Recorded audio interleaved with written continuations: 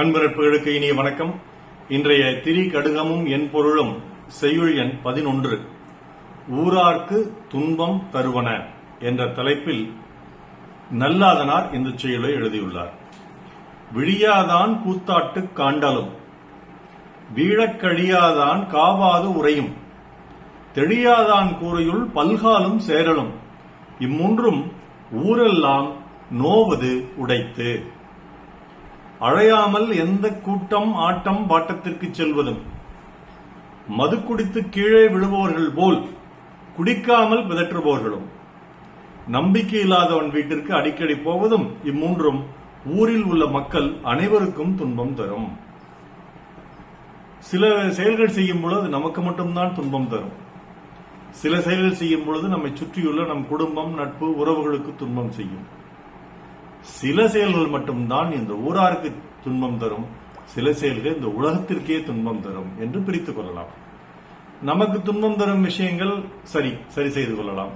நம் உறவுகளுக்கும் சுற்றத்திற்கும் குடும்பத்திற்கும் தரும் துன்பம் தரும் செயல்களையும் நாம் சரி செய்து கொள்ளலாம். ஆனால் ஊராருக்கு துன்பம் தரும் செயல்கள் என்ன, அதை நாம் யோசித்து சரி செய்ய வேண்டாமா? உதாரணமா பண்டிகை நடக்குதுங்க, அது எந்த மதமா இருந்தாலும் சரி, அந்த கூம்பு வடிவ ஒளிபெருக்கி பண்டிகை மட்டுமல்ல, தேர்தல் சமயத்திலேயே அந்த கூம்பு வடிவ ஒளிபெருக்கி உபயோகப்படுத்தக்கூடாதுன்னு சொல்லியிருக்காங்க. சரி, கூம்பு வடிவ ஒளிபெருக்கி உபயோகப்படுத்துறாங்களோ இல்லையோ, ஆனா அந்த ஸ்பீக்கர்ல வர்ற சத்தம் இருக்கு பாத்தீங்களா, காது போயிடுது. அவ்வளவு சத்தத்தை கூட்டி வைக்கிறாங்க, ஒளி மாசு செய்யறாங்க. இது செய்யறது ஊராருக்கு நன்மை தருதா துன்பம் தருதா? சில பச்சிளம் குழந்தைகள் தூங்கிட்டு இருக்கும், சில வயதான பெரியவர்கள் உடல்நிலை சரியில்லாம படுத்திருப்பாங்க. அவங்களுக்கு இவ்வளவு சத்தமா ஒரு கடவுள் பாட்டு, சாமி பாட்டு, இயேசு பாட்டு, அல்லா பாட்டு, மாரியம்மா பாட்டு, இந்த மாதிரி பாட்டுகள்லாம் பாடிட்டு இருக்கும் பொழுது அது நிச்சயமாக அவர்களுடைய மன அமைதியை கெடுக்கும். அதனால இது ஊராருக்கு துன்பம் தரும். தனிப்பட்ட முறையில் நீங்க பாட்டு பாடுங்க, பாட்டு கேளுங்க, நீங்க ஒரு 10 பேருக்கு வந்து பேசுங்க, கேளுங்க, பாடுங்க, தப்பு இல்லை. ஆனா அது ஒளிபெருக்கியில வச்சு ஊர்வரா கேட்கணும்னு நினைக்கிறதும், அதையும் சத்தம் அதிகமா வச்சு கேட்கறதும் மிக தவறு, ஊராருக்கு துன்பம் தரும். அதுபோல் இங்க 3 விஷயங்களை நல்லாதனார் சொல்றாரு ஊராருக்கு துன்பம் தரும்னு. முதல் விஷயம் என்ன அப்படின்னா, நீ எந்த கூட்டத்துக்கு போனாலும் உன்னை அழைத்தால் மட்டும் நீ போ. உன்னை கூப்பிட்டாங்கன்னா போ. கூப்பிடாம போனா என்ன ஆகும்? உன்ன மாதிரி எக்கச்சக்கமா பேர் அங்க வருவாங்க ஒரு நடிகரை பாக்குறதுக்கு. அவர் தன்னுடைய வண்டியை வந்து கூட்டத்துக்கு நடுவில் அப்படி நேரா கொண்டு விடுவாரு. கூட்டம் அப்படியே பிழக்கும், ஒருத்தர் மேல ஒருத்தர் ஏறும், 41 பேர் செத்து போவாங்க. அதுல நீயும் ஒருத்தனா கூட இருக்கலாம் என்ற நல்ல எண்ணத்திலே என்னமோ நல்லாதனார் சொல்லிட்டாரு, நீ அழையாமல் எந்த கூட்டத்துக்கும் போகாத. கூட்டம்னா வெறுமே கூட்டம் மட்டும் இல்லைங்க, ஆட்டம் பாட்டம் கொண்டாட்டம் எதுக்கும் போகாத. பல நேரங்களில் உன்னுடைய மரியாதை போகும், மானம் போகும், சில நேரங்களில் உன் உயிரே போகும். அதனால் அழைத்தால் மட்டும், உனக்கென்று இருக்கை கொடுத்தால் மட்டும் நீ கூட்டத்துக்கு போ.